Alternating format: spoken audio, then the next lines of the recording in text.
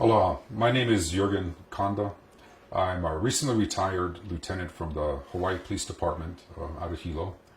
My last assignment was in the Puna district as a watch commander. I served with the Hawaii Police Department for 26 years.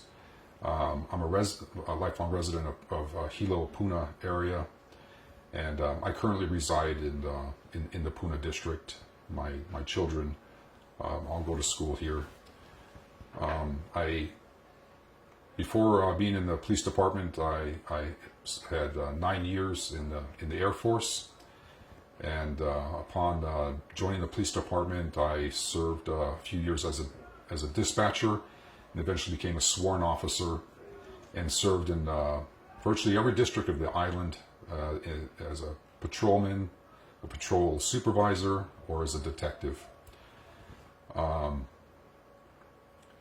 Had I not retired from the police department or left Hilo Patrol and went to Puna Patrol for retirement, I most definitely would have been involved in possibly the operational planning and certainly the execution of operational plans as it pertains to the police department up here at Mauna Kea. Probably would have been one of the scene supervisors or in the that you currently see up here with the officers conducting enforcement and so forth. Back prior in the previous demonstration or protest back in 2015, I was actually assigned as a lieutenant of the Waimea district, and at that time I did not participate directly in responding to this activity that's occurring up here, or that previous protest, but I was in Waimea for the Department of Interior when they came to address or engage the Hawaii Nation in conversation. And so it was during that time, because of the protest and from what I learned during the DOI, I became very intrigued by these issues, and I really began to study them. And reading history, not only from the overthrow, but up the current history and what were all the reasons for the protest. And I've read Supreme Court decisions, the Supreme Court Justice dissents, the aloha cases and lawsuits that they filed, and as much of the history of the issues concerning Mauna Kea, TMT, and the astronomy community in general, which is commonly referred to as the past 50 years of the history of Mauna Kea. And upon my retirement, when this second protest occurred, I have a lot of family members that wanted to come up and participate and in the activities that are occurring up here. And I eventually came up with them. And from my perspective, having worked in government, particularly in police operations that deal with public order and maintaining, orderly standards of the public. Upon arriving up here, I was just amazed by what was occurring.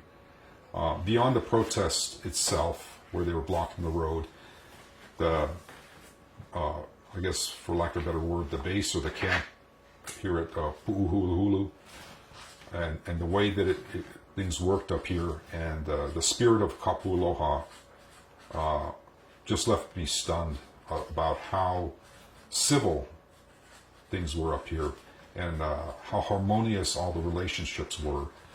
And I was just amazed by how this was, because I'm always involved in public events, whether they're parades or special events or holiday celebrations like 4th of July, where I may be the commander, or I was previously the commander during for the police to maintain public order during these events, and how much effort it took for us to maintain orderliness. And coming up here with so much people, the way that it worked, and there was literally not a single police officer, and I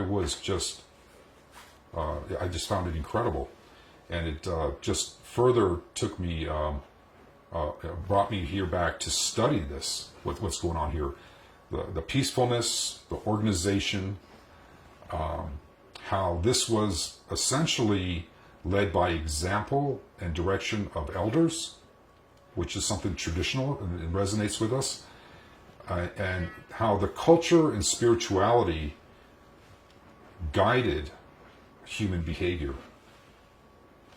And so as from a professional level, I was just astounded by this. And I kept returning and sometimes taking classes and learning about the spirit of kapu aloha.